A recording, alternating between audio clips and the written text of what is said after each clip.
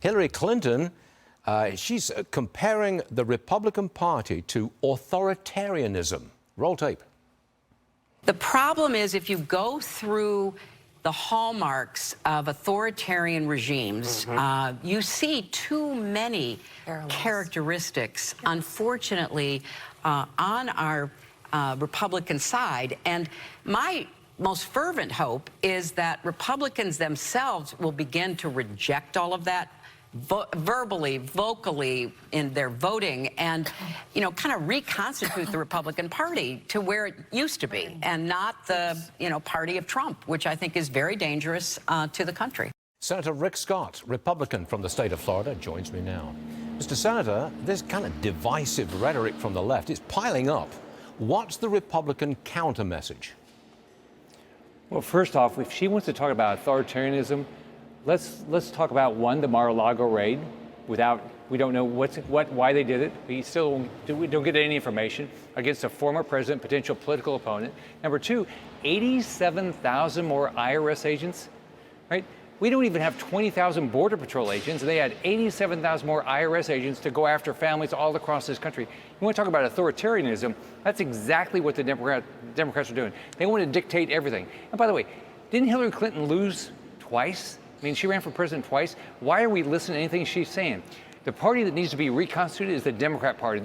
They're the radical left. Look at that speech that Biden gave. I think you should call it the raving lunatic speech. And by the way, next time, don't put those Marines behind it, those armed Marines. Put armed IRS agents, because that's what they're going to hire.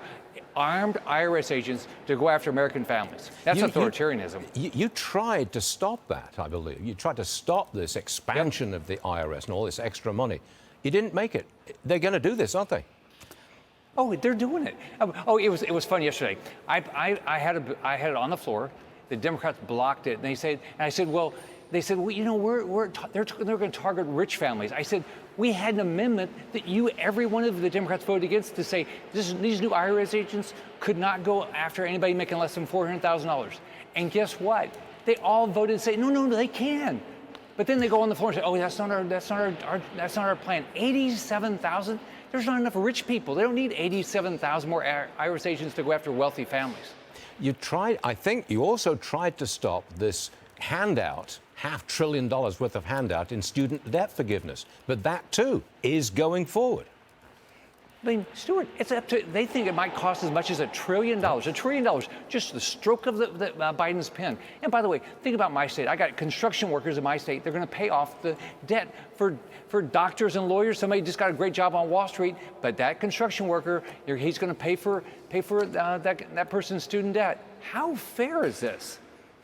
Yeah, I can't answer that question, Mr. Senator. I can't do that. But I can raise this issue. We've got a poll from the AARP, and it shows Governor DeSantis with only a 3-point lead over his gubernatorial challenger, Charlie Crist. Only a 3-point lead, 50-47. That seems a very narrow lead to me, bearing in mind what DeSantis has done for Florida. Well, I think both Governor DeSantis and Marco Rubio are going to have big wins. As long as they get their votes out, as long as we work hard to make sure everybody understands the difference between Republicans and Democrats, we'll have a big win in both cases. Is Florida still booming? It's booming, but I'll tell you, housing prices, new construction is dropping pretty fast. I mean, these interest rates coming up is having a pretty big impact on new home construction. So the prices are not falling in Florida yet. Home prices are not falling. They're just kind of stable at the moment.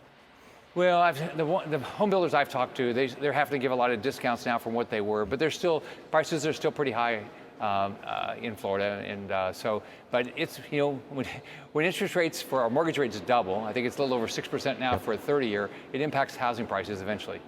I ask about real estate in Florida because that's all anybody ever talks about when you're in New York. Florida real estate. Okay, you know the story. Come on down. Okay, I'm on my way. Mr. Senator, thank you very much for being here. We'll see you again soon. Thanks a lot. All right, see you, Stuart.